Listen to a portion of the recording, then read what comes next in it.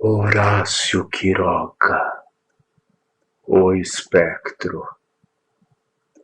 Todas as noites no Grand Splendid, em Santa Fé, Enid e eu assistimos estreias de filmes. Nem as tempestades, nem as noites geladas nos impediam de entrar às 10 horas, na cálida escuridão do teatro. Ali, de uma caixa ou de outra, acompanhamos as histórias do filme com tanto silêncio e interesse que poderia chamar a atenção para nós se as circunstâncias em que atuássemos fossem diferentes. De uma caixa ou de outra, eu disse, porque a sua localização nos é indiferente. E mesmo que uma noite faltemos ao mesmo local, porque o Splendid está a todo vapor, acomodamo-nos, mudos e sempre atentos à atuação, num camarote aleatório já ocupado. Não estamos atrapalhando, eu acho, ou pelo menos de uma forma sensata.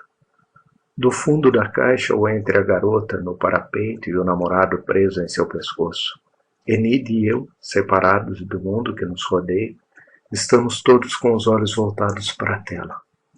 E se na verdade alguém com calafrios de inquietação, cuja origem não consegue compreender, às vezes vira a cabeça para ver o que não consegue, ou sente um hábito frio que não se explica na atmosfera cálida, a nossa presença como intrusos nunca é notada.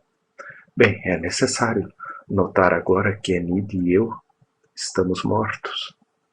De todas as mulheres que conheci no mundo dos vivos, nenhuma teve em mim o efeito que Enid teve. A impressão foi tão forte que a imagem e a própria memória de todas as mulheres foram apagadas.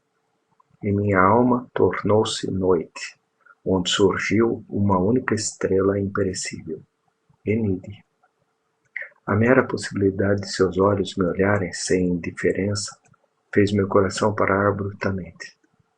E ao pensar que ela poderia ser minha, meu queixo tremeu. Enid. Ela tinha então, quando vivíamos no mundo, a beleza mais divina que a epopeia do cinema lançou milhares de léguas e expôs ao olhar fixo dos homens. Seus olhos, acima de tudo, eram únicos, e nunca o visual de veludo teve uma moldura de cílios como os olhos de Enid. Veludo azul, úmido e repousante, como a felicidade que soluçava nela.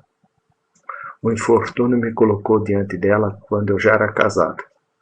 Não é mais o caso de ocultar nomes. Todos se lembram de Duncan Wyoming, o ator extraordinário que, começando sua carreira ao mesmo tempo que William Hart, tinha, como ele, no mesmo nível dele, as mesmas profundas virtudes viris de atuação.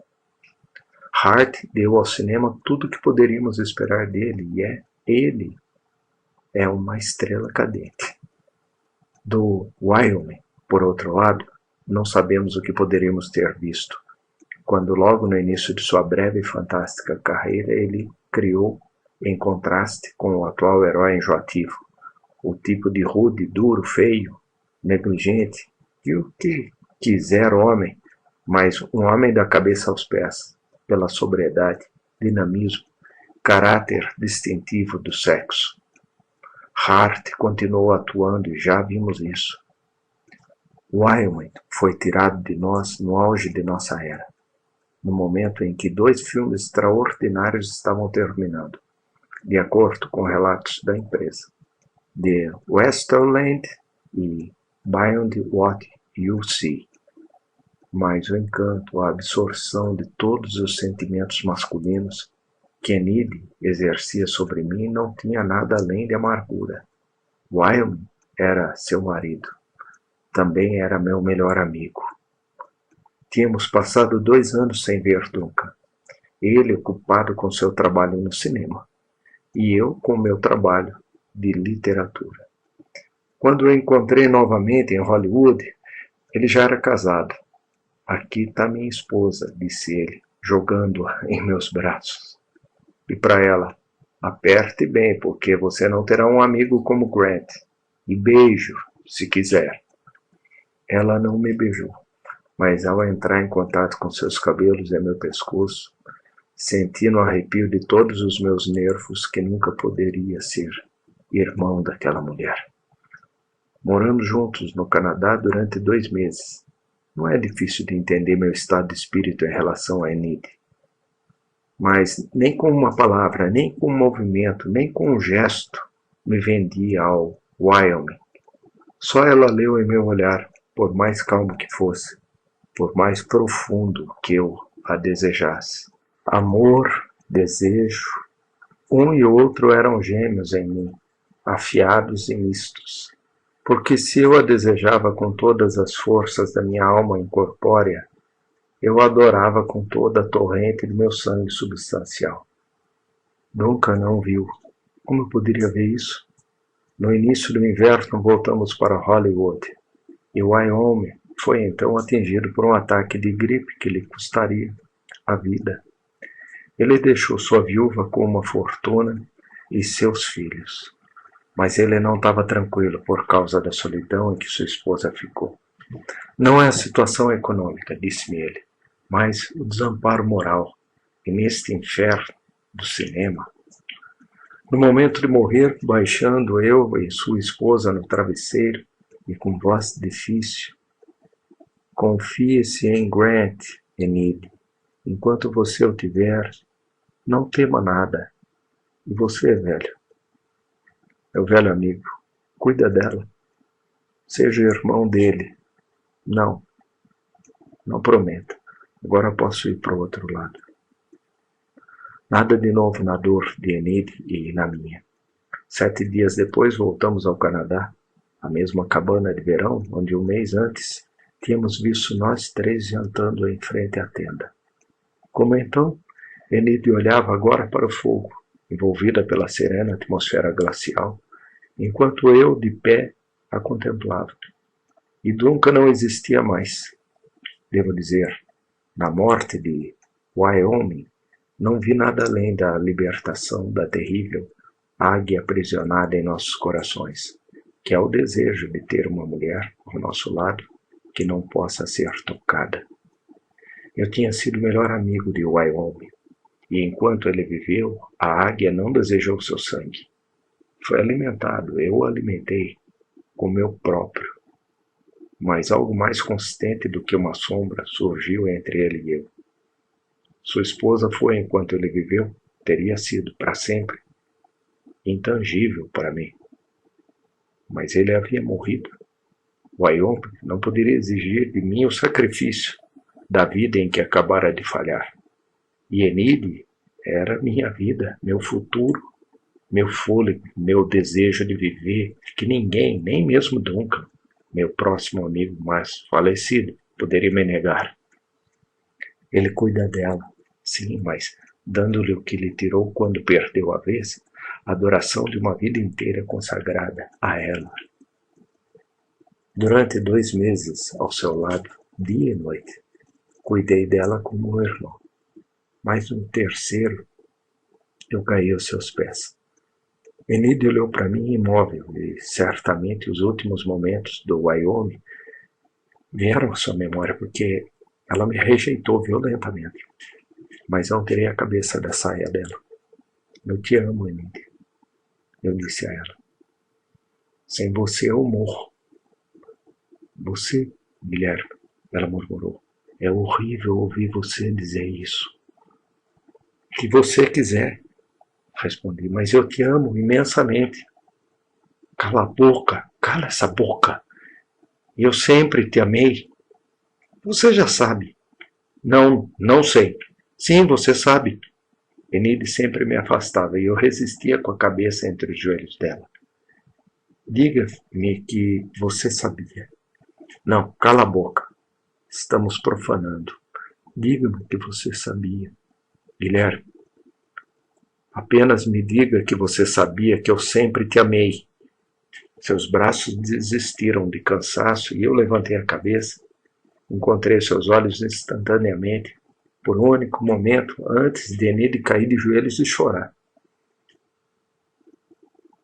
Eu a deixei sozinha, e quando, 1 hora depois, voltei a entrar, branco como a neve, ninguém teria suspeitado ao ver o nosso simulado e calmo afeto cotidiano, que tínhamos acabado de esticar os cordões dos nossos corações até sangrarem. Porque na aliança de Enid e Wyoming nunca houve amor. Ele sempre sente falta de uma chama de loucura, de erro, de injustiça. A chama da paixão que queima todo o moral de um homem e queima a mulher em longos soluços ardentes. Enid amava o marido, nada mais. E ela o amara, nada mais do que o amado antes de mim, que era a sombra quente de seu coração, onde ardia o que ela não obteve de Wyoming, e onde ela sabia que tudo que dela não chegasse a ele se refugiaria. A morte, então, deixando uma lacuna que tive que preencher com o carinho de irmão, como irmão para ela, Enid, que era a minha única sede de felicidade do mundo imenso. 3 dias depois da cena que acabei de descrever, voltamos para Hollywood e 1 mês depois a situação se repetiu exatamente. Eu estava novamente aos pés de Enid, com a cabeça apoiada nos joelhos, e ela queria evitar. Eu te amo cada dia mais, Enid. Guilherme, diga-me que um dia você vai me amar. Não. Apenas me diga que você está convencida do quanto eu te amo. Não. Diga-me. Deixe-me. Você não vê que está me fazendo sofrer de uma forma horrível? Quando ela me sentiu tremendo silenciosamente no altar de joelhos, ela levou abruptamente meu rosto entre as mãos. Mas me deixa, eu te digo. Deixe-me. Você não vê que eu também te amo de toda a alma, que estamos cometendo um crime? Apenas 4 meses, 120 dias que se passaram desde a morte do homem que ela amava, do amigo que me colocou como um véu protetor entre sua esposa e um novo amor. Abreviação. A nossa era tão profunda e permeada que ainda hoje me pergunto, com espanto, que propósito absurdo nossas vidas poderiam ter tido se não tivéssemos nos encontrado sob os braços do Wyoming.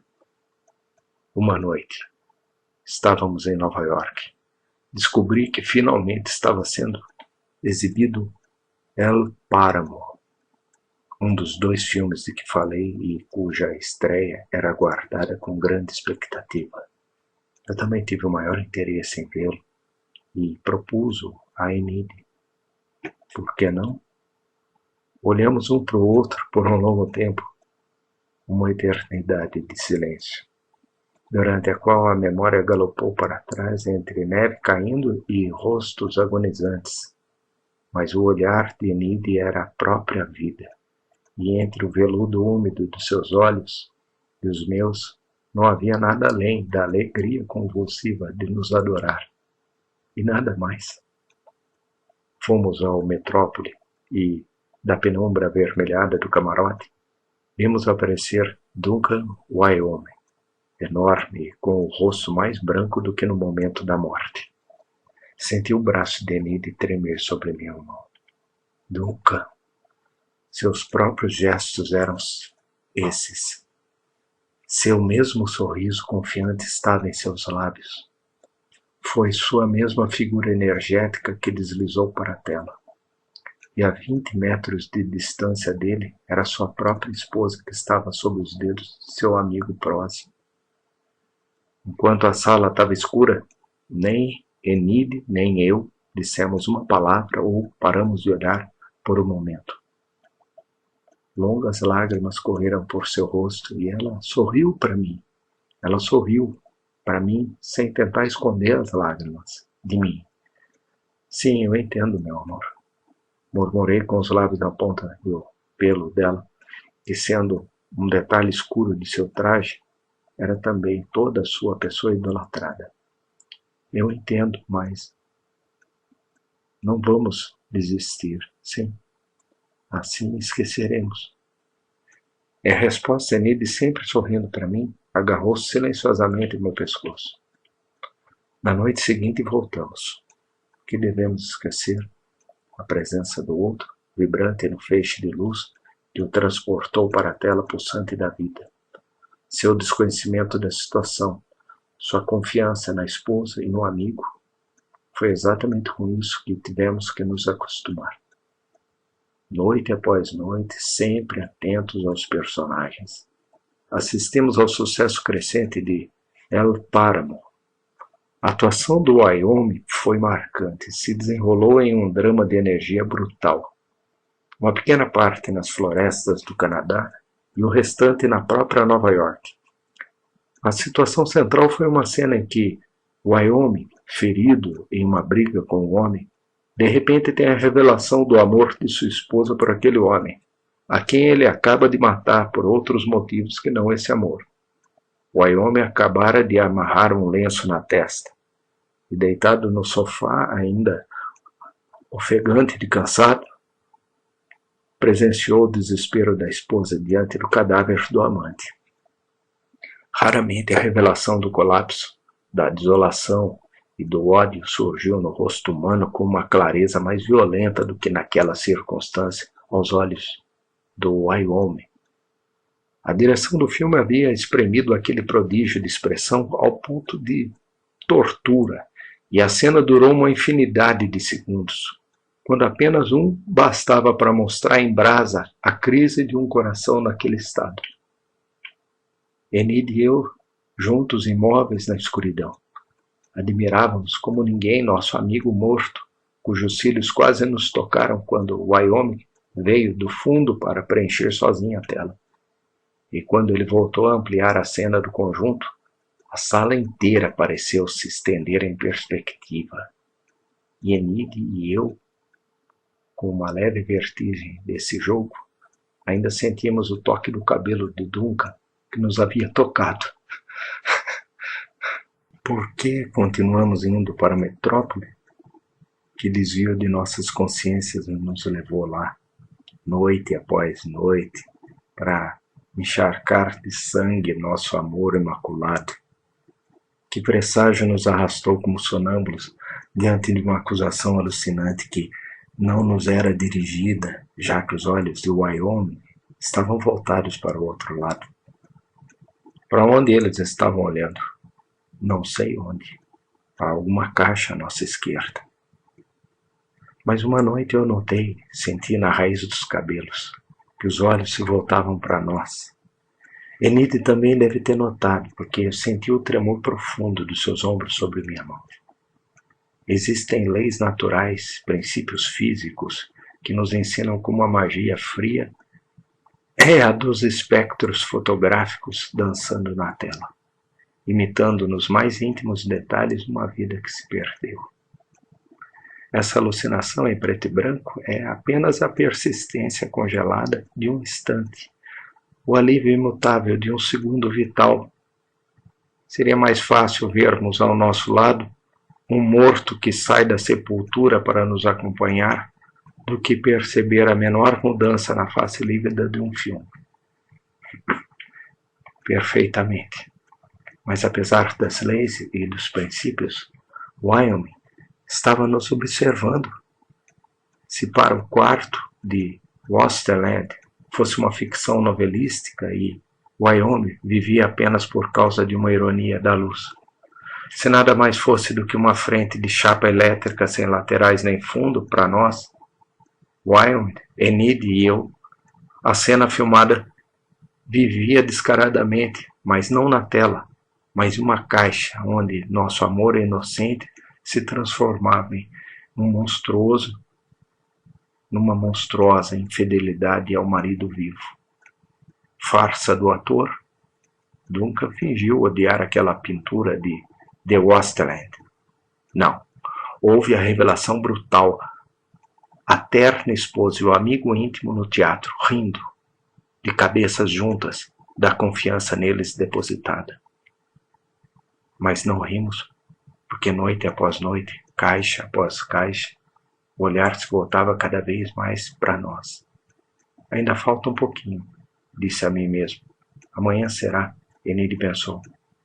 Enquanto a metrópole ardia em luz, o mundo real das leis físicas tomou conta de nós e respiramos profundamente. Mas na seção abrupta da luz, que sentimos dolorosamente como uma pancada nos nossos nervos. O drama espectral apanhou-nos novamente. A 1000 léguas de Nova York, preso no subsolo, Duncan Wilde jazia sem olhos, mas a sua surpresa perante o esquecimento frenético de Enid, a sua raiva e a sua vingança estavam vivas ali, iluminando o rastro químico do Wyoming, movendo-se nos seus olhos vivos, que tinham acabado de, finalmente, fixar-se nos nossos. Enid engasgou e me abraçou desesperadamente.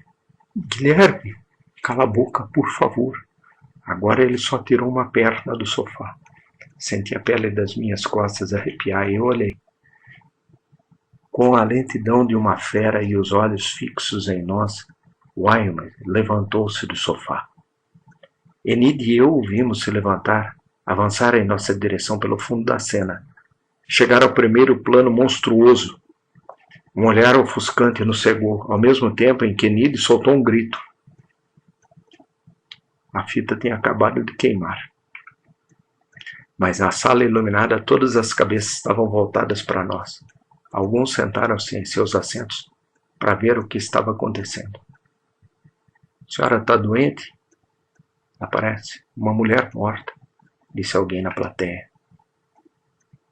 Ele parece mais morto, acrescentou o outro. O porteiro já estava nos entregando os casacos e saímos. O que mais? Nada. Mas Enid e eu não nos vimos durante todo o dia seguinte. Só quando nos viu pela primeira vez à noite, para irmos ao metrópole, Enid já tinha nas pupilas profundas a escuridão do além, e eu tinha um revólver no bolso. Não sei se alguém na sala nos reconheceu como os doentes da noite anterior. A luz apagou-se, acendeu-se, apagou-se novamente, sem que uma única ideia normal pudesse fixar-se no cérebro de William Grant e sem que os dedos trêmulos daquele homem abandonassem o gatilho por um instante. Eu fui meu mestre durante toda a minha vida. Fiquei até a noite anterior, quando, contra toda a justiça, um espectro frio que cumpria sua função fotográfica diária, levantou dedos estrangulados para ir até uma caixa e terminar o filme. Como na noite anterior, ninguém notou nada de anormal na tela. É evidente que Wyman continuou ofegante, preso ao sofá. Mas Enid, em meus braços, estava com o rosto voltado para a luz, pronta para gritar, quando Wyman finalmente se sentou. Eu o vi avançar, crescer, chegar até a borda da tela, sem tirar os olhos dos meus. Eu o vi se afastar, vindo em nossa direção, no raio de luz, vindo no ar acima das cabeças do público, subindo, chegando até nós com as cabeças enfaixadas. Eu o vi estender as garras dos dedos, ao mesmo tempo em que Enid soltou um grito horrível, daqueles que toda a razão foi rasgada com uma corda vocal, e eu acendi fogo. Não posso dizer o que aconteceu no primeiro momento, mas depois dos primeiros momentos de confusão e fumaça, vi meu corpo pendurado do lado de fora do parapeito, morto. A partir do momento em que Wyman se sentou no sofá, apontei o cano do revólver para sua cabeça. Lembro-me disso muito claramente. E fui eu quem recebeu a bala na têmpora. Tenho certeza de que pretendia apontar a arma para Duncan. Só que, pensando que estava mirando no assassino, na verdade, eu estava mirando em mim mesmo. Foi um erro simples, nada mais. Mas isso me custou a vida. 3 dias depois, Enid foi, por sua vez, expulsa deste mundo. E aqui termina o nosso idílio. Mas ainda não acabou. Um tiro e um fantasma não bastam para apagar um amor como o nosso. Além da morte, da vida e de seus rancores, Enid e eu nos encontramos. Invisíveis no mundo dos vivos, Enid e eu estamos sempre juntos, aguardando o anúncio do lamento de mais um filme. Nós viajamos pelo mundo, Tudo é possível, exceto que o menor incidente de um filme passe desapercebido aos nossos olhos. Não vimos mais de Paramount. O desempenho do Wyoming nesse país não pode mais nos trazer surpresas, a não ser aquelas pelas quais pagamos tão dolorosamente. Agora nossa esperança está colocada além do que se vê. Há 7 anos que a produtora anuncia sua estreia, e Enid e eu esperamos há 7 anos. Duncan é o seu protagonista, mas não estaremos mais na caixa, pelo menos nas condições em que fomos derrotados. Nas atuais circunstâncias, Duncan pode cometer um erro que nos permite reentrar no mundo visível, da mesma forma que a nossa gente viva, há 7 anos, lhe permitiu animar a folha congelada do seu filme. Enid e eu ocupamos agora, na névoa invisível do incorpóreo, a posição privilegiada de perseguição que foi toda a força do Wyoming no drama anterior. Se o ciúme dele ainda persistir, se ele perceber que estamos errados e fizer o menor movimento para fora da sepultura, tiraremos vantagem. A cortina que separa a vida da morte não foi fechada apenas a seu favor, e o caminho está entreaberto entre o nada que dissolveu que era o Wyoming e sua ressurreição elétrica, permanece um espaço vazio. Ao menor movimento que o ator fizer assim que sair da tela, Enid e eu deslizaremos como se por uma fissura no corredor escuro, mas não seguiremos o caminho para o túmulo do Wyoming. Iremos em direção à vida, entraremos nela novamente, e é o mundo caloroso do qual somos expulsos, o amor tangível e vibrante de todos os sentimentos humanos, que então aguarda Enid e eu. Dentro de um mês, ou um ano, isso acontecerá. Estamos apenas preocupados com a possibilidade de Beyond What You See ser lançado com outro nome, como é habitual nesta cidade. Para evitar isso, não perdemos nenhuma estreia. Noite após noite, entrávamos no Grand Splendid às 10 horas, onde nos acomodávamos num camarote vazio ou já ocupado, indiferentemente.